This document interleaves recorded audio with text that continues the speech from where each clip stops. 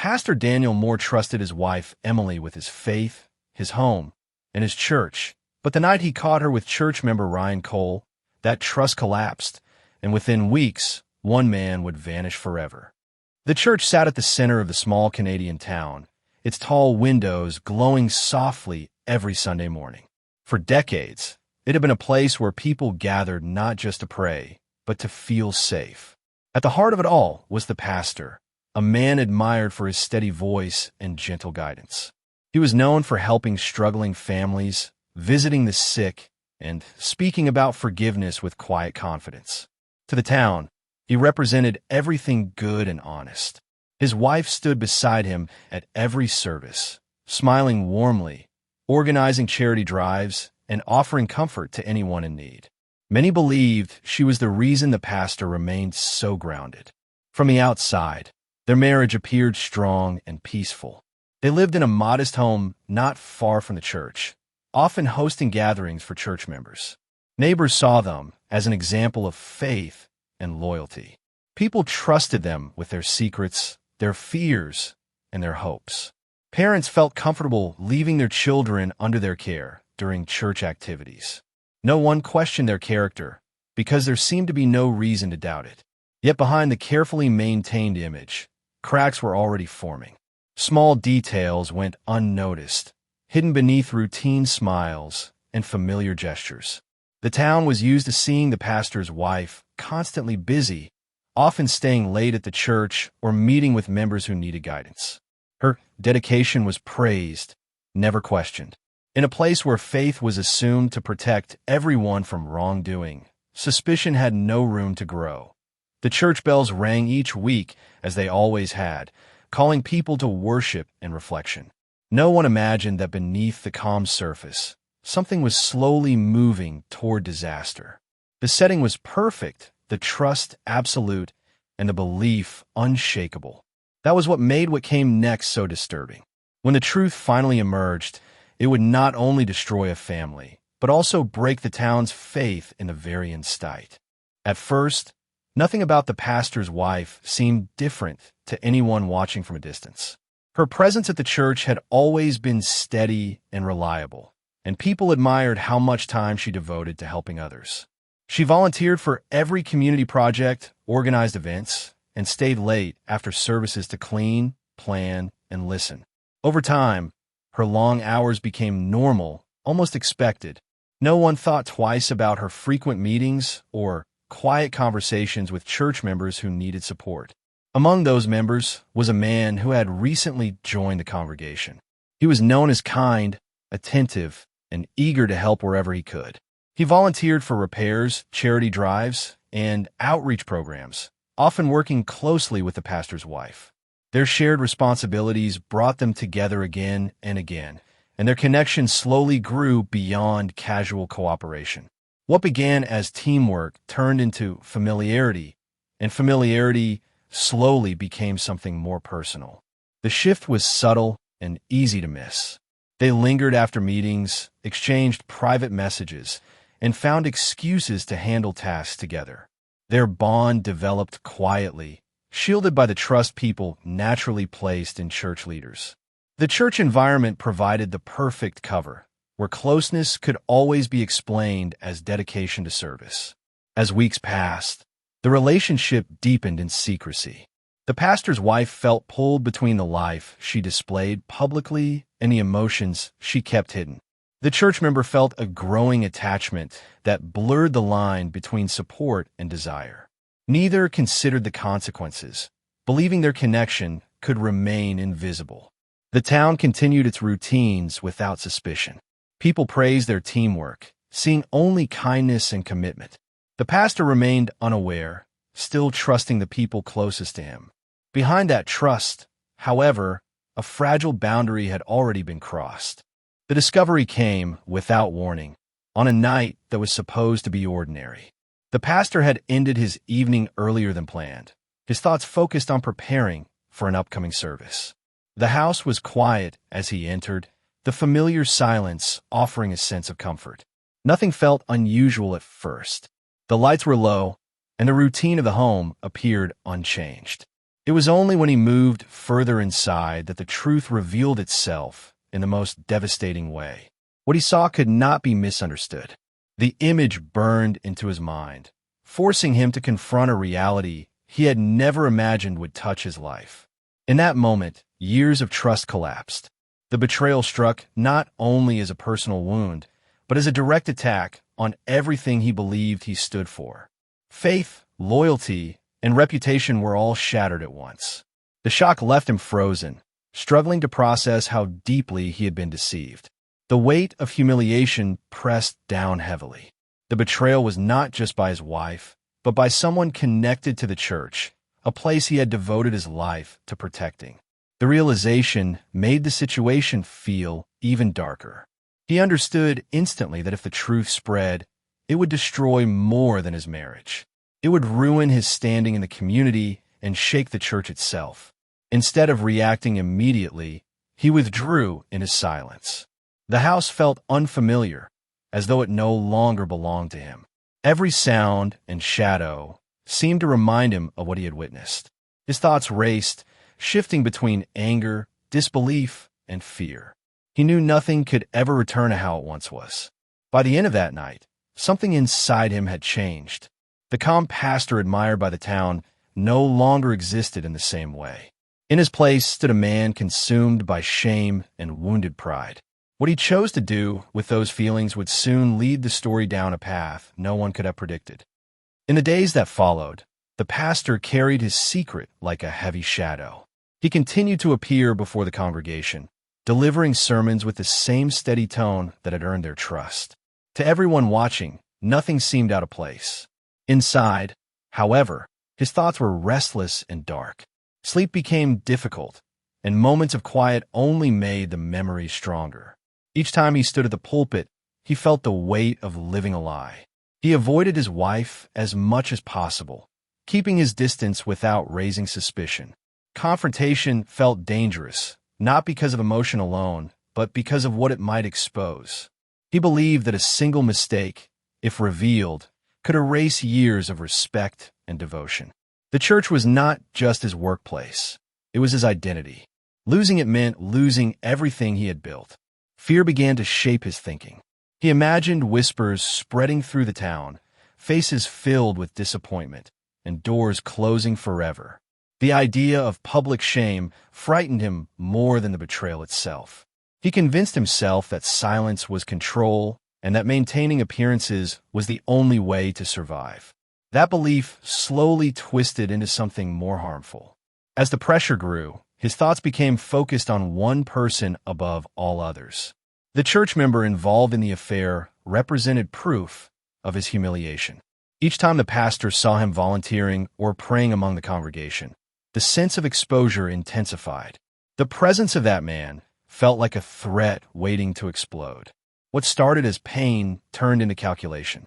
The pastor began spending long hours alone, thinking through possibilities he had never considered before. He justified his thoughts as protection, telling himself that desperate situations demanded firm action. The calm faith he once preached was replaced by a dangerous resolve forming quietly in his mind. By the end of that week, his path was no longer guided by forgiveness. The disappearance happened so suddenly that it sent a ripple of confusion through the town. The church member failed to arrive at work one morning, something that had never happened before. Hours passed, then an entire day with no explanation. His phone went unanswered, and messages remained unread. By the second day, concern turned into alarm. Family members reported him missing, and local authorities began to take notice. Police quickly discovered his car parked near a quiet stretch of road outside town. The doors were unlocked, and his personal belongings were still inside. There were no clear signs of struggle, yet the scene felt wrong. The area was surrounded by dense trees and uneven ground, making it an unsettling place to abandon a vehicle. Search teams combed the nearby woods and waterways, hoping to find answers, but nothing surfaced. As news spread, fear settled over the community. The church organized prayer gatherings, drawing in worried faces and whispered speculation. The pastor stood at the front, offering comfort and calling for hope. His calm presence reassured many, reinforcing the belief that tragedy could be faced through faith. Few noticed the strain behind his composed expression or the way his eyes avoided certain corners of the room. Days turned into weeks with no sign of the missing man. Rumors began to circulate, ranging from an accident to a voluntary disappearance. Each theory deepened the mystery. The church member's absence left a noticeable gap in daily routines, reminding everyone that something was terribly wrong. Behind the scenes, investigators continued their work quietly. They revisited the abandoned car, mapped the man's last known movements, and interviewed people close to him. Slowly, a pattern began to form, one that pointed closer to home than anyone expected. What seemed like a tragic disappearance was becoming something darker, and the truth was moving steadily toward the surface. As the investigation deepened, small details began to stand out in ways they had not before. Detectives reviewed security footage from nearby streets and businesses, searching for anything connected to the missing man's final hours. One clip showed him walking toward a familiar neighborhood late at night, a location uncomfortably close to the pastor's home. The timing raised questions that could no longer be ignored. What once seemed like coincidence now felt deliberate. Financial records added another troubling layer.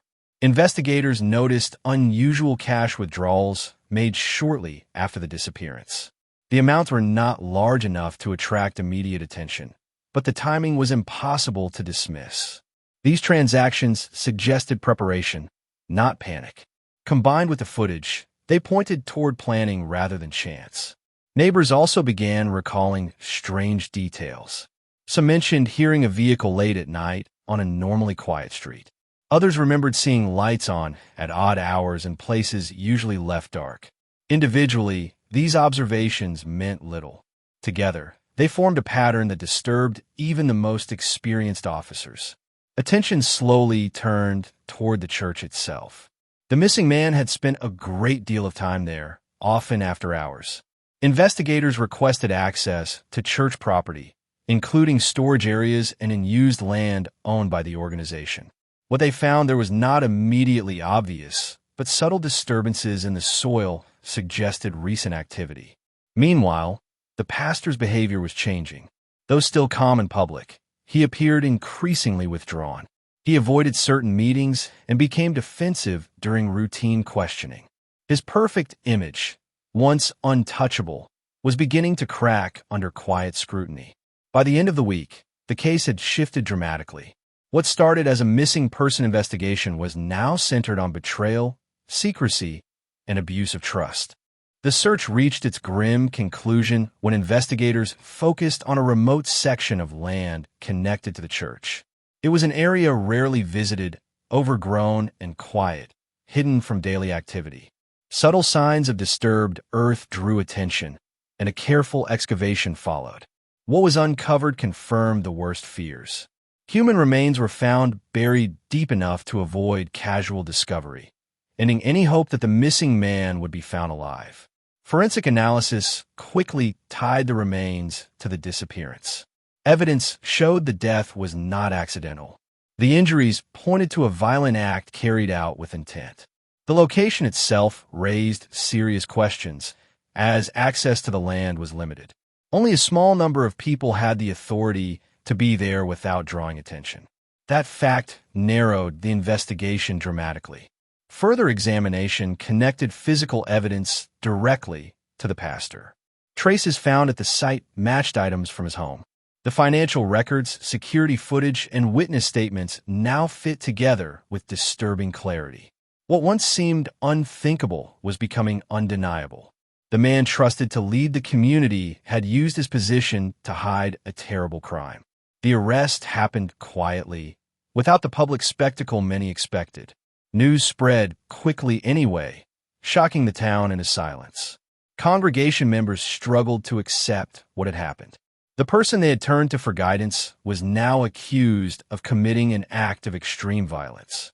As details emerged, investigators revealed the motive was rooted in fear and control. The affair had threatened the pastor's carefully built image, and desperation had driven him to eliminate that threat. Faith, which once defined his life, had been replaced by obsession with reputation. By the time the evidence was made public, there was no room for doubt. The truth stood exposed, leaving the community to face the devastating reality that evil had been hiding behind. The trial unfolded under intense public attention, drawing media from across the country. Each day revealed new details that further shattered the image the town once held so dearly. Evidence was presented carefully, painting a clear picture of how trust had been abused and how fear had guided devastating choices. The courtroom remained heavy with disbelief as the full scope of the crime became impossible to deny. The pastor was found guilty, and the verdict marked the end of a chapter the community never wanted to face. The sentence brought legal closure, but emotional wounds remained open. Many former church members struggled with feelings of guilt, questioning how they could have admired someone capable of such actions. The church doors were eventually closed, its building standing as a silent reminder of broken faith. The pastor's wife disappeared from public life soon after the conviction. Her involvement, though not criminally proven, left her carrying the weight of shame and regret. The affair that once felt hidden and controllable had destroyed multiple lives. She became a figure spoken of only in hushed tones, symbolizing how private choices can lead to irreversible consequences. For the town, life slowly moved forward, but it was never the same. Trust became harder to give, especially to those in positions of authority. Parents taught their children that appearances could be deceiving. The case became a cautionary tale, discussed in classrooms, community meetings, and quiet conversations. Years later, the story remained unforgettable. It was no longer just about a crime, but about the dangers of placing blind faith in any person. The tragedy proved that darkness can exist even in the most respected places. In the end, the shocking truth left behind a lasting lesson. Morality is measured by actions, not titles, and no image is strong enough to hide the consequences of betrayal forever.